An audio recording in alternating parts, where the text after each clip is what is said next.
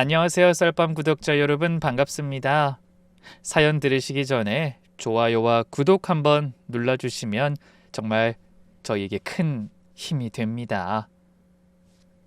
그럼 재밌는 사연으로 시작해 볼 테니 잘 들어주세요. 안녕하세요. 저는 평범한 40대 초반 직장인 김병철이라고 합니다. 현재는 부모님이 운영하는 중견기업에서 근무하고 있고요. 그냥 뭐 특별할 것 없는 평범한 직장인입니다. 제 이야기를 하려면 먼저 저희 부부에 대해서 말씀드려야 할 것 같은데요. 와이프는 제가 예전에 가업을 잇기 전 사회 공부하려고 들어간 중견기업에서 만난 사이였습니다. 입사를 10년도 더 전에 했었고 7년 전에는 와이프가 입사를 했죠. 와이프는 저보다 3살 아래였어요. 와이프와는 만난 지 5개월 만에 결혼을 하게 됐습니다. 저희 부모님 때문에요. 저희 아버지는 작은 부품 공장에서 시작해 당시에는 중견기업을 운영하고 계세요. 옛날 사람이라 혈육을 중요하게 생각하고 대를 잇는다는 거에 유별난 분이셨죠. 결혼하고 얼마 안 됐을 때 아버지가 말씀하셨어요. 병철아, 너 애 낳으면 아버지가 10억 증여해 줄게. 예? 10억이요? 그래, 손주 얼굴 보고 싶다, 빨리 낳아라. 어머니도 손주 보고 싶어 하셨습니다. 외동아들인 제가 대를 이어야 한다고 생각하시는 거죠? 우리 며느리 언제 기쁜 소식 들려줄 거야? 어머니, 조금만 기다리세요. 아내는 웃으며 그렇게 말했고 저도 급할 거 없다고 생각했습니다. 생기면 생기는 거지 이런 걸로 아내에게 부담 주고 싶지 않더라고요. 그래서 부모님께도 아이는 생기면 낳겠다고 와이프에게 손주 얘기 그만하라고 하기도 했고요. 근데 시간이 지나도 아이가 안 생기더라고요. 1년, 2년, 3년 그럴수록 부모님 압박도 점점 심해졌습니다. 병철아, 아직도 소식 없냐? 병원은 가봤어? 아직 안 가봤는데요. 빨리 가봐라. 혹시 문제 있는 거 아니야? 3년이 지났을 때 와이프가 먼저 말했어요. 여보, 우리 병원 가볼까? 3년이나 됐는데 애가 안 생기잖아. 그래? 그럼 가보자. 난임 전문 병원을 찾았습니다. 둘 다 검사를 받았어요. 일주일 후 결과가 나왔는데 와이프가 말했습니다. 여보, 내가 결과 들으러 갈게. 당신 회사 바쁘잖아. 그래, 미안해. 부탁할게. 와이프 혼자 병원을 다녀왔어요. 저녁에 들어오더니 밝게 웃으면서 말했습니다. 의사 선생님이 뭐래? 둘 다 문제 없대. 정말? 응. 그냥 스트레스 때문인가 봐. 조금만 더 노력하면 될 거래. 저는 안심했습니다. 아, 다행이다. 우리 둘 다 건강하구나. 그때부턴 저희도 좀 더 적극적으로 아이를 가지려 했었습니다. 배란이를 체크하고 영양제를 챙겨 먹고 운동도 하고. 아내가 알게 모르게 스트레스를 많이 받았구나 싶었어요. 하지만 그게 아니었습니다. 전 그때 전혀 몰랐어요. 와이프가 얼마나 무서운 계획을 세우고 있었는지. 그렇게 아이를 가지려고 노력하던 어느 시점부터 와이프한테서 뭔가 변화가 느껴지기 시작했어요. 어느 날은 퇴근하고 집에 왔는데 와이프가 거울 앞에서 화장을 하고 있더라고요. 평소엔 집에 오면 맨 얼굴로 있었거든요. 어디가? 아, 대학 동창들이랑 모임 있어서. 그래, 조심해서 다녀와. 처음에는 친구들 만나는구나 정도로만 생각했어요. 근데 그게 일주일에 한두 번씩 계속되더라고요. 매번 친구 만나라고 하면서 말이죠. 그리고 갑자기 헬스장을 등록했다고 하더군요.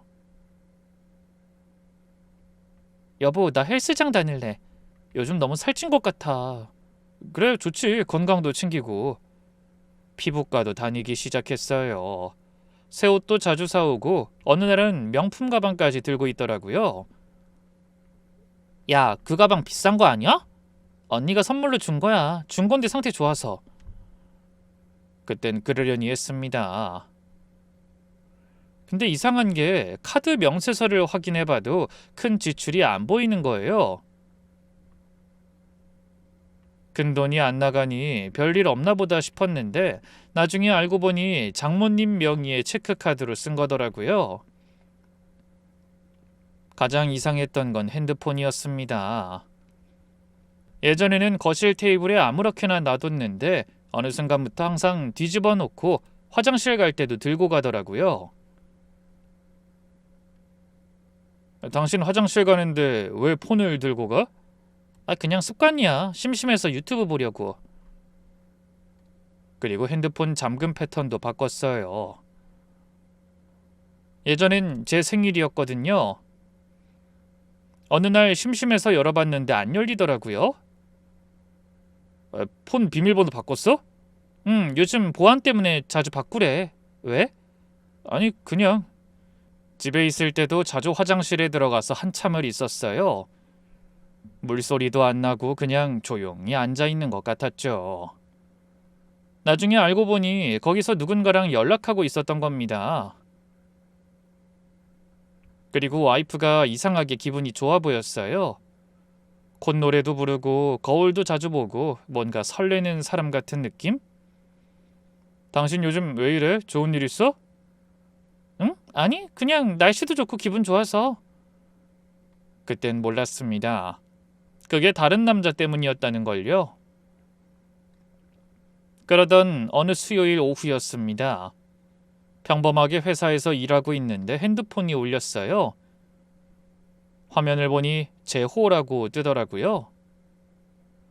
재호는 제 고등학교 동창인데 지금은 산부인과 의사로 일하고 있습니다. 근데 이 친구랑은 한 3년 동안 연락이 없었거든요. 각자 바쁘게 살다 보니까요. 여보세요?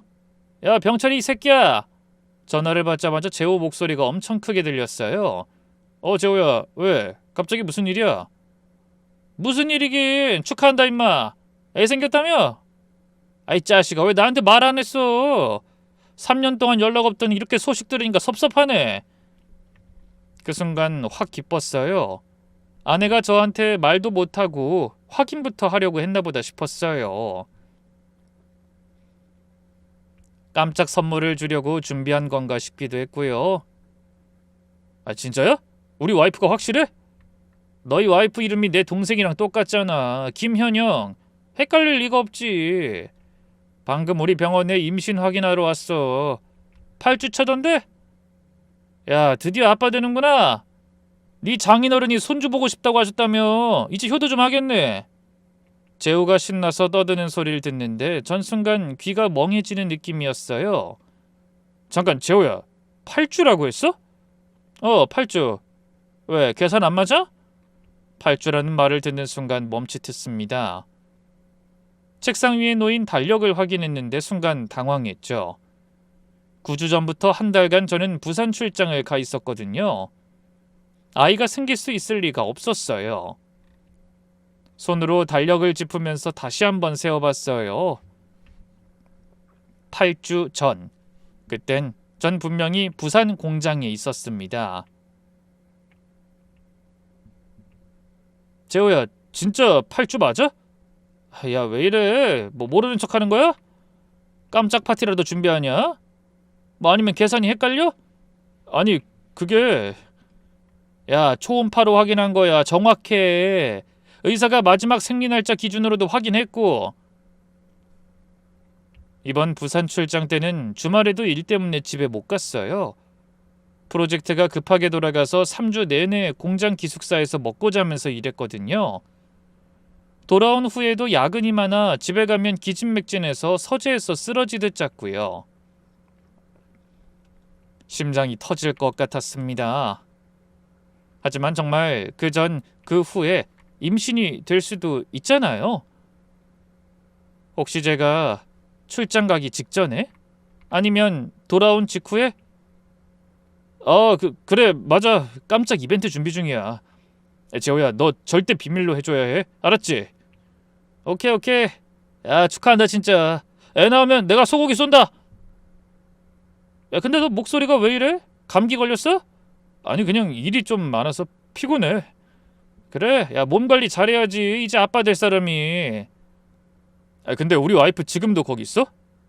진료 끝나고 수납하러 나갔어. 근데 왜? 아니야, 그냥 궁금해서. 참, 그리고 말이야, 그 직장 상사랑 같이 왔더라고. 처음에 우리 간호사가 그 사람이 아빠인 줄 알고 실수했지 뭐야. 남자 직원이랑 같이 오는 경우가 드물잖아. 그 순간 제 온몸이 얼어붙었습니다. 직장 상사? 40대 중반쯤 돼 보이는 남자. 수트 입고 왔던데. 근데 곧 갈 것 같은데? 잠시만 잡아놔봐. 내 얘긴 하지 말고 제발. 왜? 무슨 일이야? 나중에 설명할게. 제발 부탁이야. 전화를 끊고 나니 손이 부들부들 떨렸습니다. 탈주, 직장 상사. 제 아이가 아닐 가능성이 너무 높았어요. 주변 동료들이 일하는 소리가 들렸지만 전 아무것도 들리지 않았습니다. 머릿속이 하얗게 비워지는 느낌이었어요. 설마, 아니야, 아닐 거야. 머릿속은 계속 부정하고 싶었지만 가슴속에선 이미 알고 있었습니다. 뭔가 크게 잘못됐다는 걸요. 일단 확인부터 하자. 냉정하게. 저는 팀장님께 급히 말씀드렸습니다. 팀장님, 죄송한데 급히 일이 생겨서 반차 좀 써도 될까요? 아이, 무슨 일인데? 얼굴이 안 좋은데? 가족이 급히 병원에 가야 할 것 같습니다. 그래, 알았어. 빨리 다녀와. 저는 반차를 쓰고 제호 병원으로 달려갔습니다. 가슴이 터질 것 같았지만 침착하려고 애썼습니다. 차를 몰고 가는 내내 손에서 땀이 흘렀어요. 제호 병원에 도착했을 때는 오후 2시쯤이었습니다. 진료가 한창인 시간이라 병원 안은 사람으로 가득했습니다. 주차장에 차를 세우고 깊게 숨을 들이쉬었습니다. 아직 확실한 게 아니야. 침착하자. 병원 로비로 들어가서 주변을 둘러봤어요. 임산부들이 많이 앉아 있었고 남편들도 몇 명 보였습니다. 그리고 구석자리에서 아내를 발견했습니다. 아내의 모습을 찾다가 순간 저도 모르게 뒷걸음질을 쳤습니다. 다리에 힘이 빠져서 벽에 기대야 했어요. 아내의 곁에는 한 남자가 앉아 있었습니다. 수트를 말끔하게 차려입은 제호가 말한 그 직장 상사로 보였죠. 근데 그 남자가 아내의 아랫배를 쓰다듬고 있는 겁니다.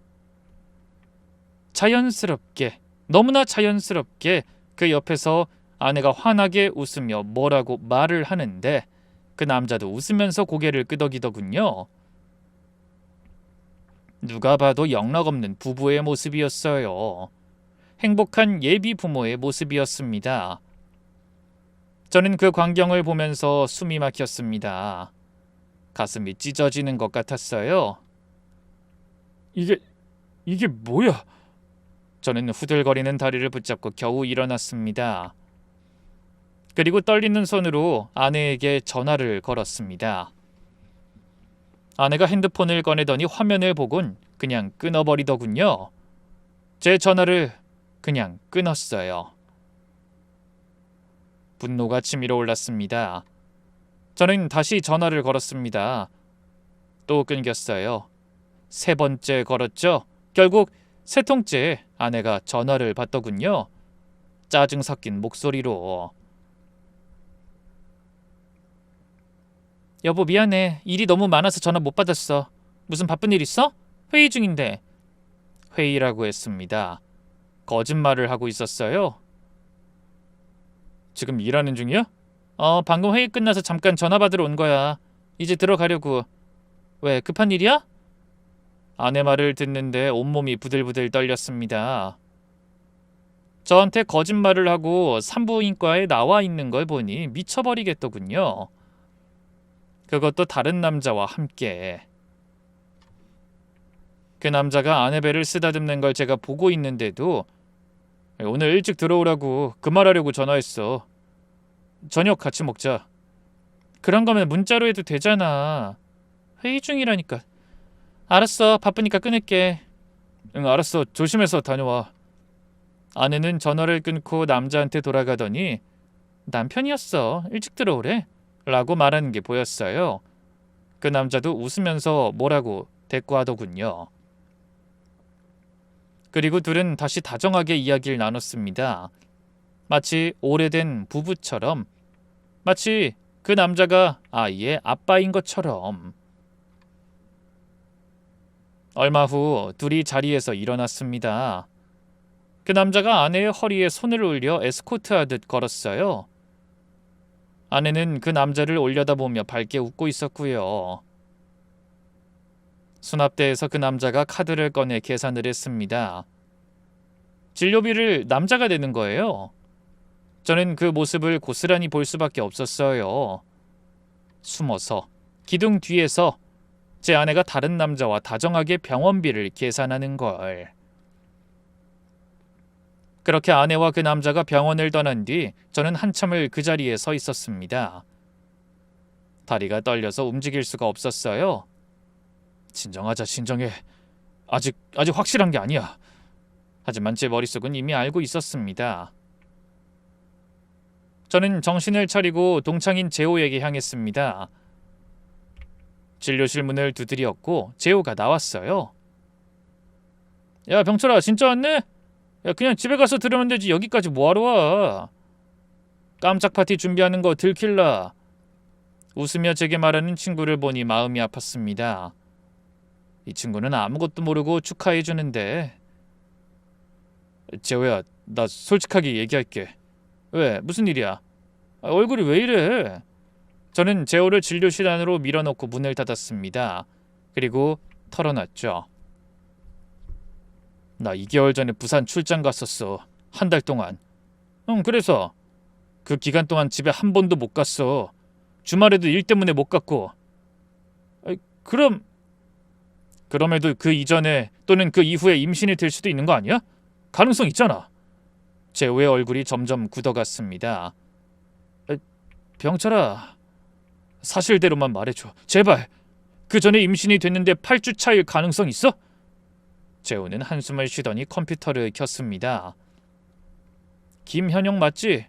생년월일은 응, 맞아. 임신 8주 확진, 초음파 사진도 찍어갔고 이미 심장 뛰는 것도 확인했어. 게다가 초반에는 마지막 생리날도 봐서 임신 주소를 정하는 거라서. 그래, 틀릴 수가 없다는 거네. 야, 병철아, 이거 괜찮은 거 맞아? 설마 아까 같이 온 남자가... 아직은 몰라. 하지만 증거가 더 필요할 것 같아. 야, 이거 진짜 큰일인데? 너 정말 괜찮아? 괜찮아야지, 어떡해. 일단 확실하게 확인해야 해. 저는 재호한테 절대 비밀로 해달라고, 아내한테 절대 제가 왔다는 걸 말하지 말아달라고 부탁하고 병원을 나왔습니다. 집에 가는 길에 머릿속이 복잡했어요. 분노도 치밀었지만 한편으론 증거를 확실하게 잡아야 한다는 생각뿐이었죠. 냉정하게 감정적으로 대응하면 안 돼. 증거를 모아야 해. 집에 도착했을 때는 저녁 7시쯤이었습니다. 와이프는 거실에서 TV를 보고 있었어요. 마치 아무 일도 없었다는 듯이. 당신 일찍 왔네? 오늘 일찍 온다고 했지? 일 일찍 끝나서. 저녁 먹었어? 먹었어. 당신은? 나도 먹었어. 회의 끝나고 동료들이랑 간단하게. 또 거짓말이었습니다. 평소와 똑같은 대화였습니다. 하지만 제 마음속은 폭풍이 몰아치고 있었죠. 당신 오늘 뭐 했어? 회의 많았다고 했지? 오전부터 회의에 회의. 아우, 진짜 피곤하더라. 그래서 일찍 퇴근했어. 거짓말이었습니다. 병원에 갔다 왔으면서. 아, 그래? 고생했네. 얼굴이 좀 피곤해 보여. 그치? 오늘 좀 쉬어야겠어.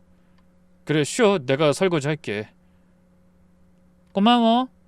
와이프는 아무렇지 않게 웃었어요. 그 웃음이 저한텐 칼처럼 느껴졌습니다. 절 이렇게 자연스럽게 속일 수 있다니. 다음 날부터 저는 본격적으로 증거를 모으기 시작했어요. 먼저 공과금 카드 명세서를 자세히 확인했죠. 체크카드 내역에 이상한 게 많았습니다. 강남 쪽 고급 레스토랑, 모텔, 선물 가게, 혼자 갈 리 없는 곳들이었어요. 그것도 평일 낮 시간에. 그리고 보이스 레코더를 샀습니다. 인터넷으로 검색해서 가장 작고 얇은 거요. 그리고 블랙박스 설정도 다시 확인했죠. 주차 중에도 녹화되도록, 음성도 녹음되도록 말이에요. 주말이 됐을 때 와이프가 말했습니다. 여보, 나 친정 좀 갔다 올게. 엄마가 보고 싶대. 그래, 다녀와. 어머님 안부 전해줘. 하지만 저도 뒤따라 나갔습니다. 제 차 말고 회사 동료에게 부탁해서 빌린 차를 타고요. 와이프는 친정 방향이 아니라 강남으로 향했어요. 그리고 한 모텔 앞에서 차를 세웠습니다. 역시. 잠시 후 한 남자가 나타났어요. 40대 중반쯤 돼 보이는 고급 세단을 탄 남자였죠. 그리고 병원에서 봤던 바로 그 얼굴이었습니다.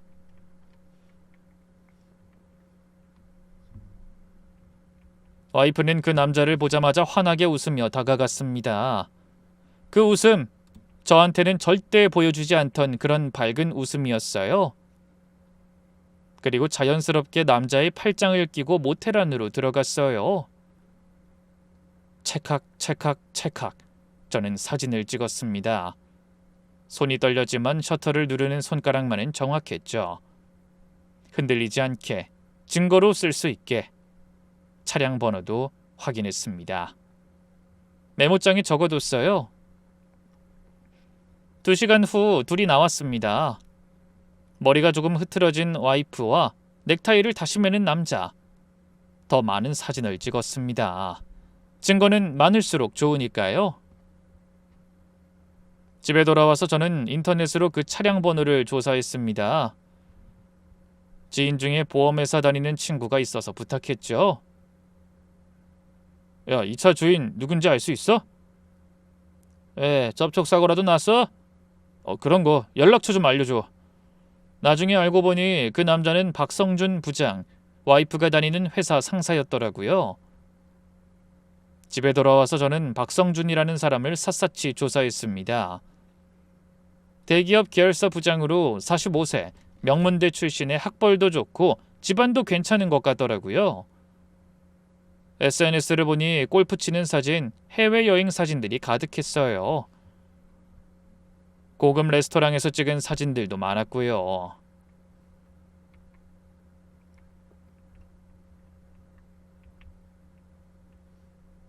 근데 프로필을 자세히 보니까 결혼한 상태였습니다. 기혼자라는 얘기죠. 부인 사진도 몇 장 있더군요.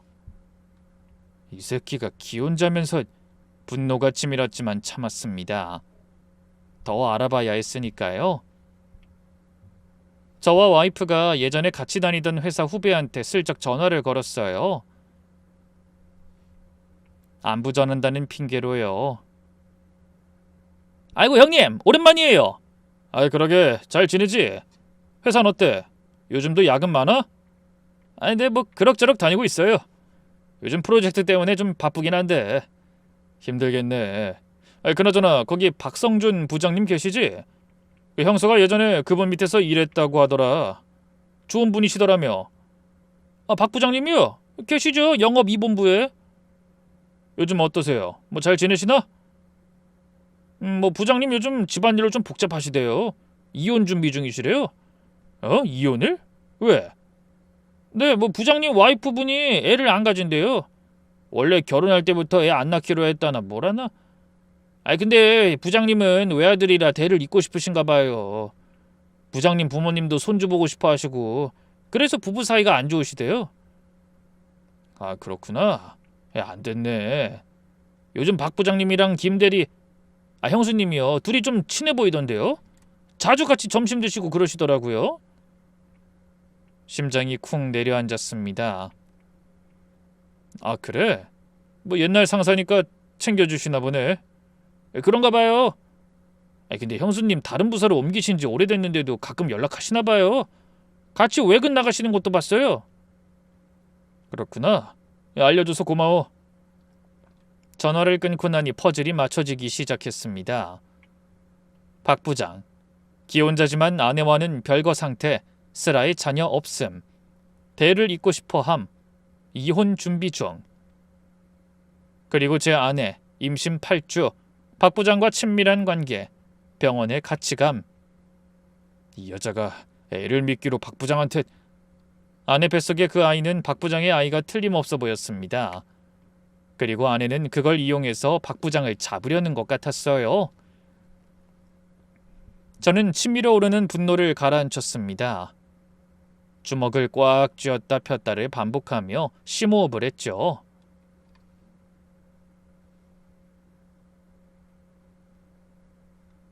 진정해. 진정하자. 감정적으로 대응하면 안 돼. 모든 건 확실해지기 전까진 섣불리 확신할 수 없었어요. 더 많은 증거가 필요했습니다. 법정에서 이길 수 있는 확실한 증거가. 저는 노트를 꺼내서 지금까지 모은 증거들을 정리하기 시작했습니다. 사진, 영수증, 증언. 하나하나 꼼꼼하게 말이죠. 복수는 차갑고 냉정하게 해야 한다고 했죠. 전 바로 그렇게 할 생각이었습니다. 그렇게 며칠 후 와이프 차에 보이스 레코더를 숨겨뒀습니다. 조수석 밑에 테이프로 붙여놓은 거죠. 그리고 기다렸습니다. 결정적인 증거가 나올 때까지요. 일주일쯤 지났을 때 드디어 녹음 파일에서 결정적인 내용이 나왔습니다. 박 부장과 와이프의 통화였어요. 그저 주말이었습니다. 와이프가 갑자기 말하더라고요.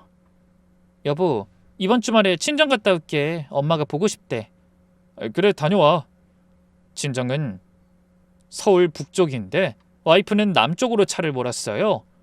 하지만 저는 뒤따라가지 않았습니다. 이미 녹음기가 있었으니까요. 그리고 그 다음날 저녁, 와이프는 정말로 친정에 갔습니다. 저는 일부러 차 안에 있는 녹음기를 회수하려고 제가 직접 와이프 차를 몰아 처갓댁에 데려다 줬어요. 장모님이 반갑게 맞아주셨어요. 어머, 사위 왔네. 오랜만이다. 들어와. 안녕하세요, 어머님. 저녁을 같이 먹고 거실에서 TV를 보고 있었습니다. 근데 장모님이 제게 안방 전등을 갈아달라고 하시더군요. 새로 등과 안전기를 사야 해서 이때다 싶어 녹음기도 회수할 겸 밖으로 나왔습니다. 회수한 녹음기에는 어제 차 안에서 대화를 나눈 내역이 남아 있었어요. 장모님 목소리였어요. 그래서 박 부장이 뭐래? 이혼하면 저랑 재혼하겠대요. 애 생기니까 사람이 쓰는 돈이 달라요. 와이프 목소리였습니다. 제 심장이 멎는 줄 알았어요. 그렇지? 봐봐. 이렇게 둘 사이에서 뜯어먹을 거 다 뜯어먹고 더 돈 많이 버는 사람한테 가. 알았지? 엄마, 근데 걱정돼요. 만약에 나중에 유전자 검사 같은 거. 괜찮아. 일단 사위한텐 사위애라고 해. 그래야 이혼할 때 위자료도 받고 양육비도 받고 재산 분할도 받잖아. 맞아요. 양육비까지 싹 다 받아야죠. 그래, 그 돈 받아서 박 부장한테 시집 가면 되는 거야. 박 부장은 돈도 많고 집안도 좋잖아. 근데 그 박 부장 와이프는 뭐 이혼한대? 이혼 소송 들어갔어요. 와이프가 애 안 낳는다고 해서 박 부장 어머니가 며느리 엄청 싫어한대요. 잘 됐다. 예, 우리 딸은 애까지 가져다 주잖아. 손주까지. 박 부장 어머니가 얼마나 좋아하시겠어. 맞아요, 엄마. 그래, 아유, 우리 딸 똑똑해. 박 부장한테도 애는 네 애라고 확실하게 못 박아놨지. 당연하죠. 박 부장도 같이 데리고 가서 확인했어요. 얼마나 좋아하는지. 남자도 나이 드니 애를 바라나 봐요. 잘했어. 이제 타이밍만 잘 맞춰서 병철이한테 임신 사실 말하고 조금 있다가 이혼하자고 하면 돼. 전 그 자리에서 얼어붙었습니다. 손발이 차가워지고 머리는 하얗게 비워지는 느낌이었어요. 제 아내와 장모님이 절 이렇게 철저하게 이용하려고 했다니. 처가댁으로 들어가기 전 차 안에서 거울을 봤어요.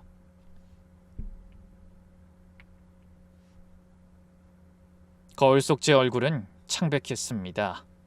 손이 떨렸지만 정신은 또렷했어요. 증거다. 이것도 증거야. 차에서 나와 거실로 돌아갔을 때 장모님과 와이프는 아무렇지도 않게 웃고 있었습니다. 사위 다녀왔어? 빨리 고치고 우리 이제 수박 먹자. 네, 장모님. 저도 웃으며 대답했습니다. 하지만 제 웃음 뒤에는 차가운 분노가 숨어져 있었죠. 그날 밤 친정에서 집으로 돌아오는 차 안은 조용했습니다. 당신 오늘 우리 엄마 보니까 어땠어? 좋았어. 건강하시고. 다행이다. 우리 자주 가야 하는데. 그래. 짧은 대답들. 하지만 제 머릿속은 복잡했어요. 이 여자가 어떻게 저렇게 태어날 수 있지? 집에 도착해서 와이프가 샤워하는 동안 전 와이프 차에서 회수한 녹음기를 확인하기로 했습니다. 방에 들어가서 이어폰을 꽂고 재생을 했는데 처음엔 별 내용 없는 것들. 라디오 소리, 와이프 혼자 콧노래 부르는 소리. 근데 이틀 전 녹음 파일에서 결정적인 게 나왔습니다. 자기 나야. 남자 목소리였어요. 박 부장이겠죠? 오빠 지금 통화 괜찮아? 오빠라고 부르는 와이프 목소리가 역겨웠습니다. 몸은 좀 어때? 이제 홀몸도 아닌데 걱정이네. 내가 옆에서 신경 써줘야 하는데. 괜찮아. 애도 잘 있어. 근데 유전자 검사는 어떻게 할 거야? 나중에 문제되면. 걱정하지 마. 남편한텐 남편 애라고 할 거야. 그게 가능해? 가능하지. 타이밍만 잘 맞추면 돼. 어차피 남편은 의심도 안 해. 아이 그래도. 오빠 믿어줘. 내가 다 계획 세워놨어. 이혼할 때 위자료랑 재산 분할 받아야 하잖아. 그러려면 내가 피해자가 돼야 돼. 위자료를 네가 받는다고? 당연하지. 임신한 아내를 돌보지 않은 남편으로 만들 거야. 증거도 만들 수 있어. 너 정말 대단하다. 박 부장이 웃는 소리가 들렸습니다. 그래서 얼마나 받을 수 있을 것 같아? 최소 5천만 원. 재산 분할까지 하면 1억 정도? 괜찮네. 근데 너무 무리하지 마. 나도 이혼 진행 중이잖아. 알아. 오빠 와이프는? 거의 다 됐어. 우리 엄마가 며느리 완전히 싫어하셔서. 애 안 낳는다고. 오빠 어머님은 내가 손주 가져다 드리면 엄청 좋아하시겠다. 당연하지. 우리 엄마 손주 보고 싶어서 난리야. 네가 애 낳으면 진짜 며느리 대접 제대로 받을 거야. 기대된다. 빨리 오빠 집 며느리 되고 싶어. 나도. 빨리 이혼해. 내가 책임질게. 조금만 기다려. 타이밍 봐서 임신 사실 남편한테 말할게. 저는 이어폰을 빼고 천장을 바라봤어요. 분노가 치밀었지만 동시에 차가운 냉정함도 느껴졌습니다. 좋아. 증거는 충분해. 이제 내 차례야. 그날 밤 저는 변호사 검색을 시작했습니다. 이혼 전문 변호사요. 그리고 다음 날 저는 유급 휴가를 냈습니다. 그리고 사설 탐정 사무실을 찾아갔어요. 의뢰하시려는 게 뭔가요? 처가 사람들 좀 조사해 주셨으면 합니다. 과거 전과나 금융거래 내역 같은 거요. 신상 정보 주시면 일주일 정도 걸립니다. 일주일 후 탐정에게서 보고서를 받았습니다. 그 내용을 보고 저는 소름이 돋았어요. 장인어른, 그러니까 와이프 아버지는 20년 전에 사업을 하셨대요. 동업자랑 같이요. 근데 사업이 잘 되자 동업자를 배신하고 혼자 회사를 가져갔답니다. 법적으로 문제없게 서류를 조작해서요. 동업자는 빚만 떠안고 파산했대요. 장모님은 더 가관이었습니다. 와이프 친아버지와 이혼할 때 허위로 가정폭력 신고를 했대요. 남편이 때렸다고. 그래서 위자료 2억을 받아냈답니다. 나중에 거짓으로 밝혀졌지만 이미 돈은 받은 후였고요. 이게 무슨 집안이야? 탐정 사무실을 나오면서 저는 확신했습니다. 이 사람들은 처음부터 저를 호구로 본 거예요. 돈 뜯어낼 대상으로요. 결혼할 때도 그랬던 것 같아요. 와이프가 저한테 적극적으로 다가왔거든요. 오빠 좋아요 하면서. 그땐 나를 좋아하는구나 했는데 지금 생각해보니 제 직장과 안정적인 수입을 본 거였죠.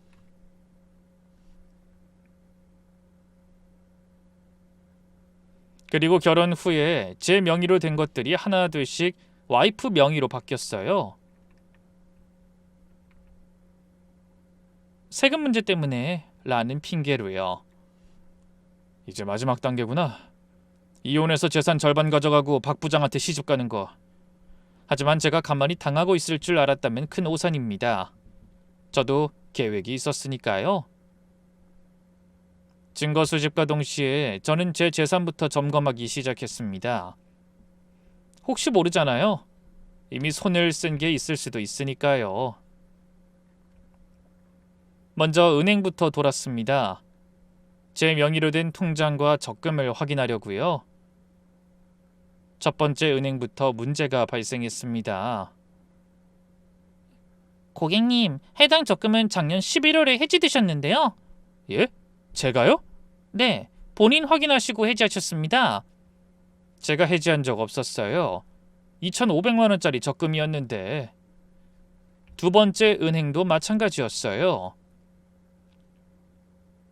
고객님, 이 적금도 올해 2월에 중도 해지하셨습니다.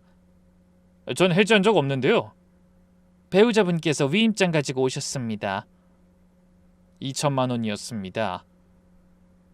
세 번째 은행도 역시나 이 통장 3월에 전액 인출하셨네요. 2,500만 원. 손이 떨렸습니다. 제 적금과 통장에서 총 7천만 원이 빠져나간 거예요. 혹시 이체 내역 확인 가능한가요? 네, 잠시만요. 김영숙님 계좌로 송금됐습니다. 김영숙, 장모님 이름이었어요. 집으로 돌아와서 제 서재를 뒤졌습니다. 인감도장이 있어야 할 자리가 비어 있었어요. 그리고 인감증명서도 몇 장 사라져 있었고요. 이 여자가 내 도장을 몰래 가져가서. 통장 정리를 더해봤더니 장인 명의로도 3천만 원이 나갔더라고요. 작년 12월에요. 사업자금 좀 빌려달라고 해서 제가 직접 이체해준 건데 약속한 3개월이 지나도 갚지 않았습니다. 그리고 지난해 처남이 급하게 돈이 필요하다면서 빌려간 1,000만 원, 이것도 안 갚았어요. 나중에 꼭 갚을게요. 죄송해요. 거짓말이었죠. 애초에 갚을 생각이 없었던 겁니다. 계산해보니 총 1억 1,000만 원이 처가로 빠져나갔더라고요. 제가 5년 동안 모은 돈이 그냥 증발한 겁니다.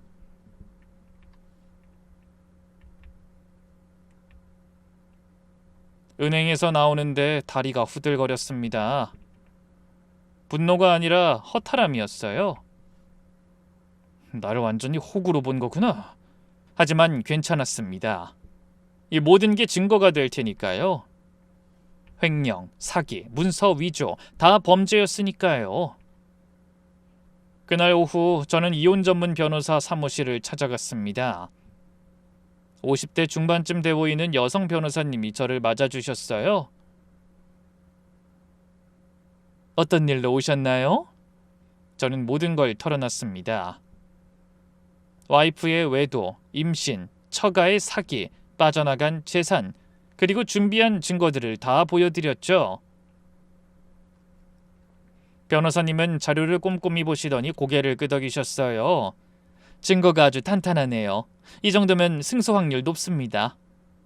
위자료는 어떻게 되나요? 부인의 외도가 명백하니까 의뢰인분이 위자료를 받으셔야죠. 3천만 원은 가능할 겁니다. 재산 분할은요? 정상적이면 5대5지만 부인 측의 잘못이 크니까 3대7 정도로 의뢰인분이 더 많이 가져가실 수 있어요. 저 몰래 빼내간 돈은요? 전액 반환 청구 가능합니다. 응하지 않으면 형사고소 들어가고요. 사기죄, 횡령죄, 문서위조죄로요. 변호사가 웃으시면서 말씀하셨어요.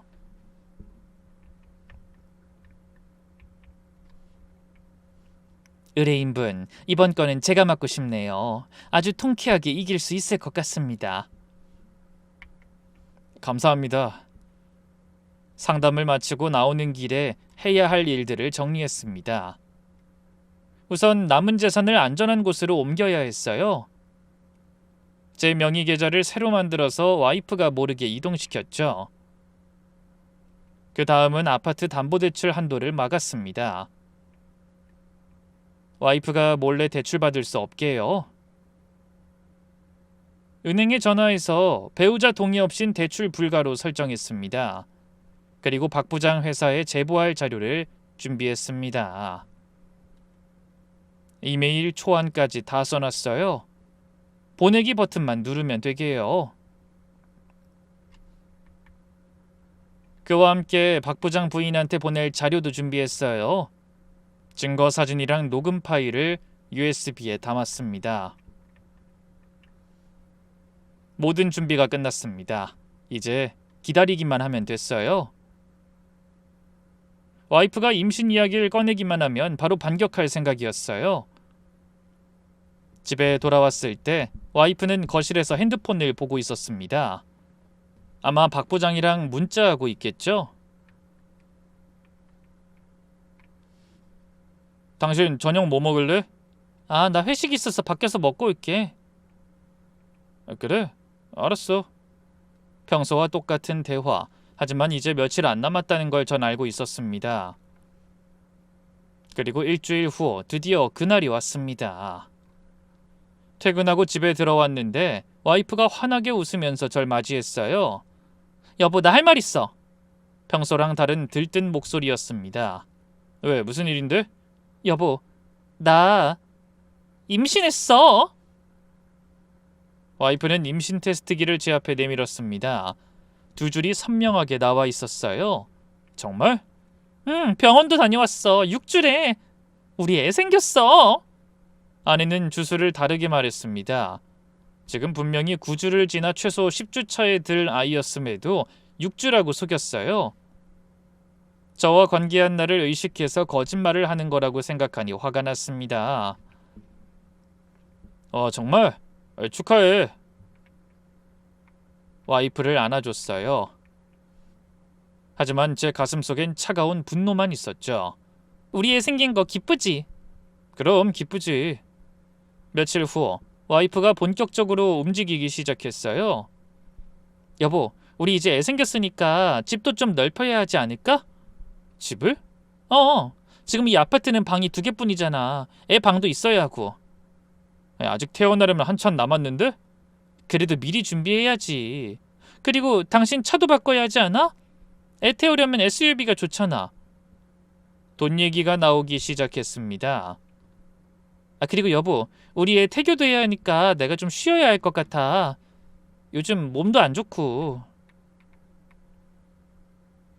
태교? 응. 스트레스 받으면 애한테 안 좋대. 그러니까 당신이 집안일 좀 도와줘야 할 것 같아. 점점 요구사항이 늘어났어요.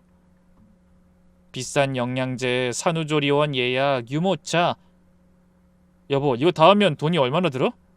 애 키우는데 돈 아끼면 어떡해. 우리 애한테 최고로 해줘야지. 우리 애라는 말이 귀에 거슬렸습니다. 제 애도 아닌데. 그리고 일주일 후 와이프가 결정타를 날렸습니다. 여보, 우리 앞으로 어떻게 살아갈지 생각을 좀 해봤어. 아버님이 애 가지면 증여해 주신다고 하셨잖아.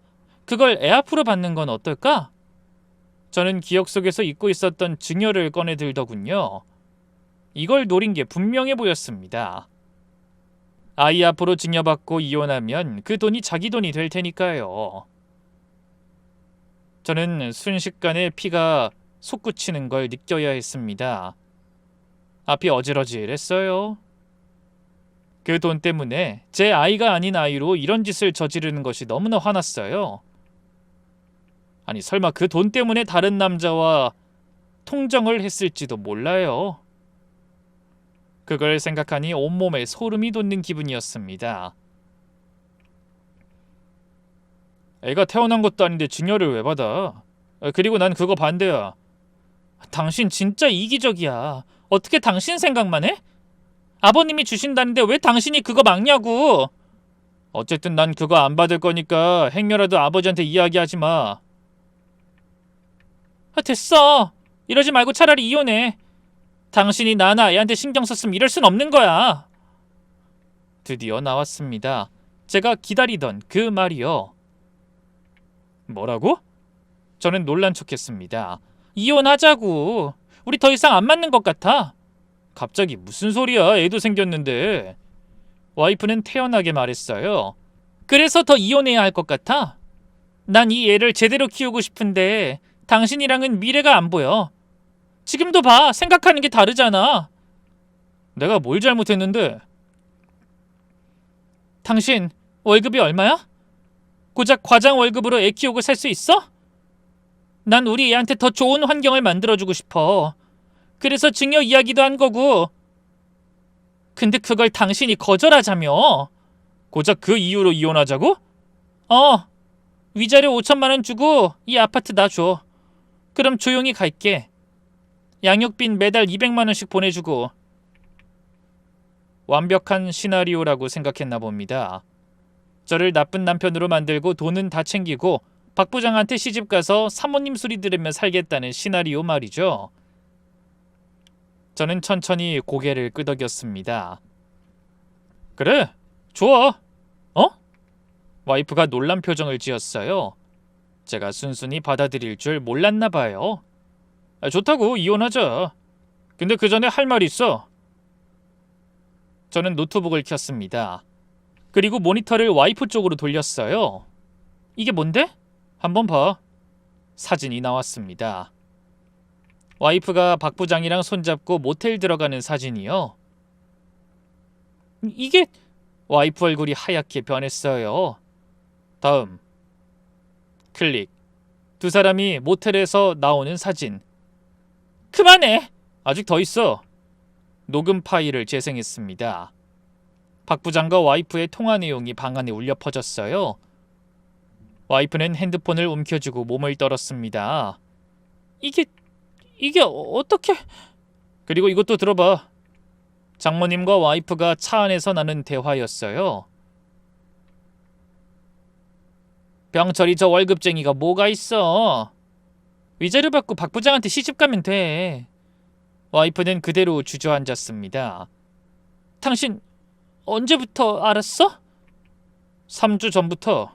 재호가 전화했을 때부터. 재호? 산부인과 의사 내 친구. 당신이 병원 간 거 다 얘기해줬어. 당신이 내 친구 못 알아본 덕분에 내가 알게 됐지.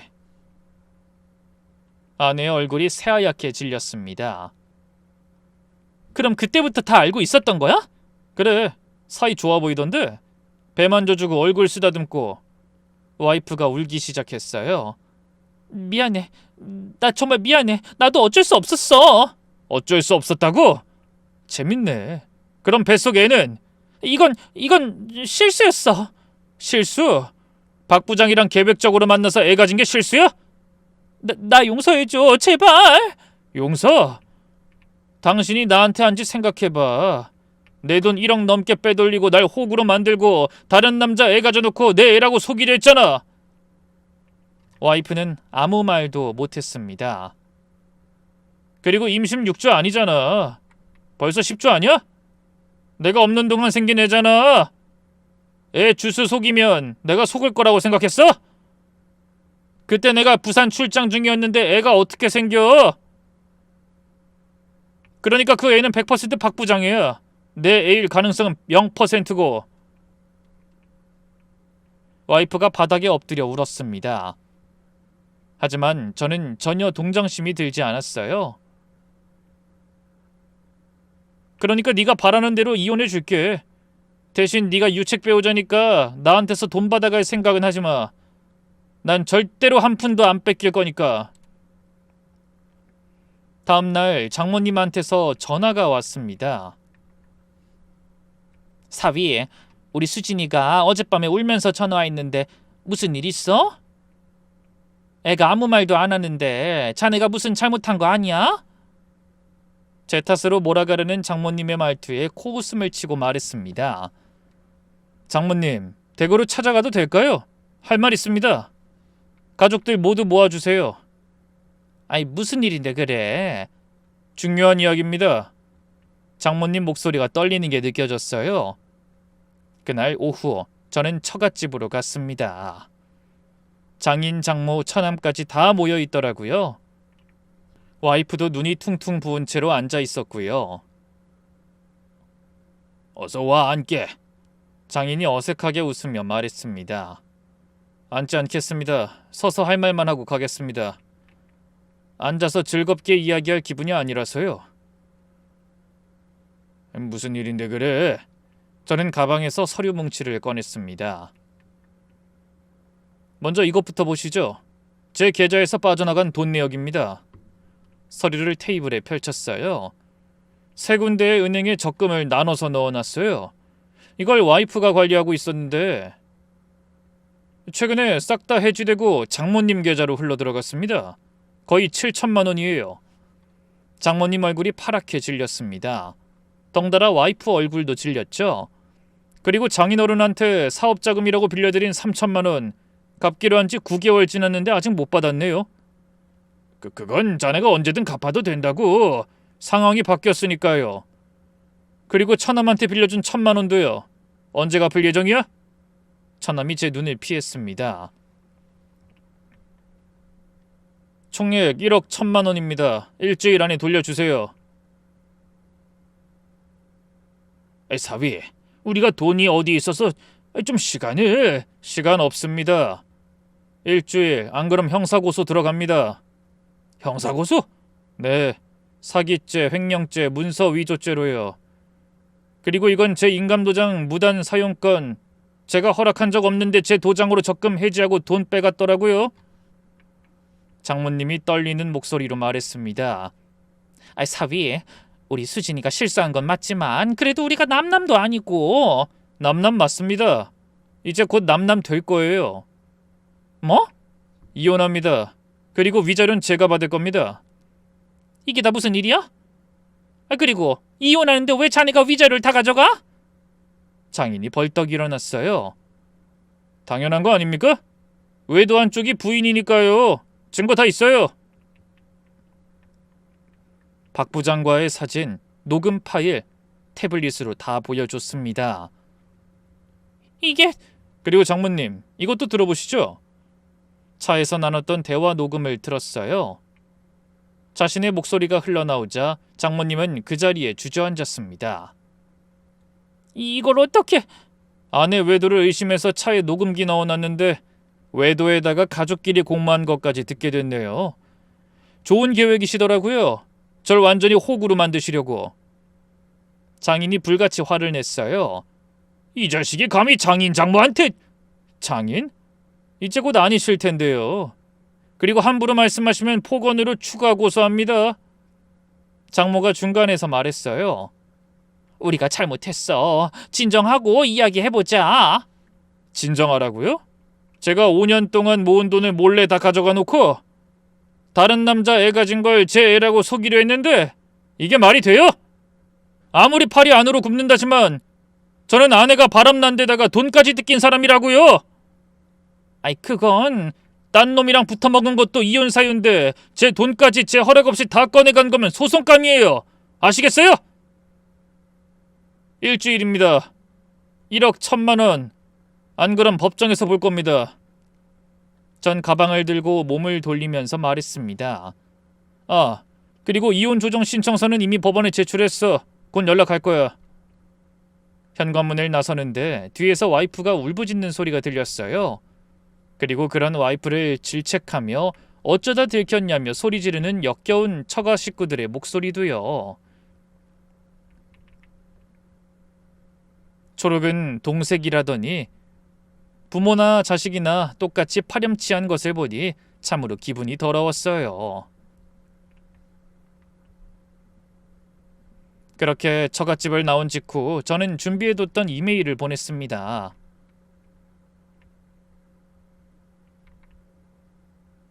받는 사람은 박성준 부장 회사의 인사팀과 감사팀이었어요.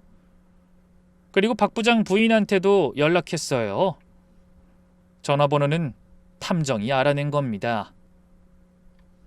여보세요? 혹시 박성준 부장님 부인이십니까? 네, 그런데요. 전 부인께 알려드릴 게 있어서 전화드렸습니다. 뭔데요? 남편분이 다른 여자를 임신시켰습니다. 뭐라고요? 저는 모든 증거를 이메일로 보내드렸습니다. 사진, 녹음, 모텔 영수증까지요. 이게 대체... 부인, 저도 피해자입니다. 그 여자가 제 아내거든요. 세상에... 참고로 남편분은 그 여자랑 재혼하려고 부인과 이혼 준비 중이라고 하더군요. 녹음 파일 들어보시면 나옵니다. 전 박 부장 상대로 상간남 위자료 소송할 겁니다. 전화를 끊고 3일이 지났을 때 소식이 들려왔습니다. 박 부장이 회사 인사위원회에 회부됐대요. 윤리강령 위반으로요. 대기업은 이런 거 엄청 엄격하거든요. 특히 요즘 같은 시대에는요. 일주일 후 박 부장은 부장에서 차장으로 강등됐습니다. 그리고 지방 공장으로 전보 조치됐고요. 더 재밌는 건 박 부장과 부인은 합의 이혼 중이었는데 이 일로 부인이 이혼 소송을 냈다는 겁니다. 결국 유책 배우자가 된 박 부장은 이혼 소송 중인 부인에게 새로운 위자료와 재산분할 청구서를 받을 예정이었죠. 박 부장은 회사에서도 밀려나고 집에서도 쫓겨나고 돈까지 날릴 판이었죠. 자기 코가 석잔데 남 신경 쓸 여력이 있겠어요? 결국 며칠 후 와이프한테서 문자가 왔습니다. 박 부장이 나한테 연락 끊었어. 어떡해? 여보, 제발 연락 좀 받아줘요. 전 그때 답장을 보냈습니다. 박 부장 부인한테도 증거 다 보냈어. 박 부장은 이혼 소송 중이고 위자료 물어줘야 해서 당신한테 신경 쓸 여유가 없을 거야. 나도 상간남 위자료 소송 보냈고. 그래도 애가 태어나면 좀 다르지 않겠어? 자기 자식이면 책임은 지겠지. 그게 마지막 문자였습니다. 그리고 한 달 후 이혼 조정이 시작됐습니다. 법원에 와이프와 와이프 측 변호사 그리고 장모님이 와 있었어요. 조정위원님 앞에서 양측 주장을 펼쳤습니다. 부인 측 잘못이 명백하므로 위자료 3천만 원은 남편이 받아야 합니다. 제 변호사님이 또박또박 말씀하셨어요. 그리고 재산 분할은 7대 3으로 남편 측이 더 가져가는 게 합당합니다. 재산 분할 7대 3은 너무한 거 아닙니까? 와이프 측 변호사가 항의했지만 부인의 외도, 사기, 횡령 등을 고려하면 오히려 관대한 겁니다. 조정위원님도 고개를 끄덕이셨어요. 결국 조정이 성립됐습니다. 아내가 제게 위자료를 3천만 원 지급해야 하며 재산 분할은 제가 7, 아내가 3이었어요. 그 3도 처가댁에서 빌린 돈 갚는 데 써야 할 판이었죠. 그리고 양육비는 당연히 제 친자가 아니므로 낼 것도 없었고 증권은 당연히 제 아이가 아니라 아내가 가져가게 됐습니다. 그리고 저 몰래 가져간 제 적금과 돈들은 따로 처리했습니다. 처가에서는 결국 집을 담보로 대출받아 1억 1천만 원을 돌려줬어요. 안 그러면 형사고소 들어간다고 하니까 어쩔 수 없었겠죠. 형사고소는 합의금 받고 취하해줬습니다. 그래도 기록은 남으니까요. 이혼이 확정된 날 와이프는 법원 복도에서 절 불러 세웠습니다. 병철씨, 정말 미안해요. 됐어, 이제 남남이니까. 나 어떻게 살아요? 애도 있는데. 박 부장이랑 잘 사시면 되지 않아? 아, 박 부장 연락 안 된다고 했지? 그 사람 이혼 위자료 때문에 파산 직전이래요. 저한테 신경 쓸 여유가 없대요. 그럼 혼자 키우면 되겠네. 병철 씨 정말 매정하네요. 매정한 건 너지. 5년 결혼 생활 거짓말로 점철하고 날 호구로 만들고 다른 남자 애배고 내 애라고 속이려 했잖아. 와이프는 아무 말도 못했습니다. 잘 살고 다신 보지 맙시다. 저는 뒤돌아서서 법원을 나왔습니다.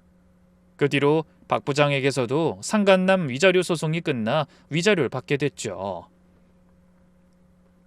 그렇게 몇 개월이 더 지나고 재호에게 연락이 왔습니다.